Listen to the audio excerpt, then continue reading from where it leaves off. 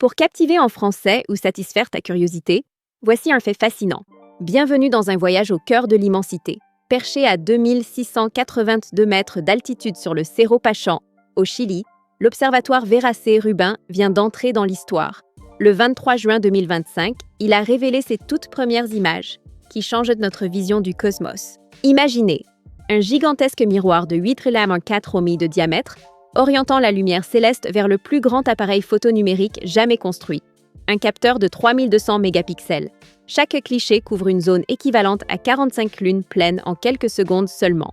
Parmi les premières merveilles, un panorama baptisé Cosmic Treasure Chest, révélant un spectacle saisissant de 10 millions de galaxies au sein du cœur du ciel, le Virgo Cluster, un morceau d'univers que l'on peut explorer comme dans un jeu de zoom infini. Le Rubin Observatory ne s'arrête pas aux constellations.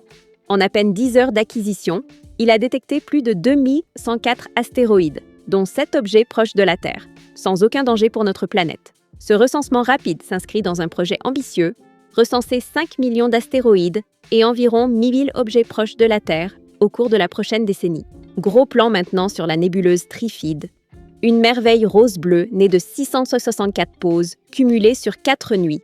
Cet édifice stellaire, situé à 5000 années-lumière, révèle les secrets de la naissance des étoiles. Mais au-delà de la beauté, c'est une révolution scientifique qui s'annonce.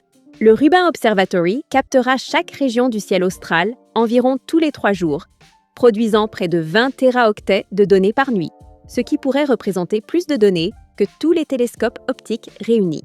Ce film cosmique, tissé au fil des années par le Legacy Survey of Space and Time, nous offre un spectacle grandiose. Un panorama en mouvement du ciel révélant supernovas, astéroïdes, énergie noire, matière invisible et notre infinie place dans l'univers.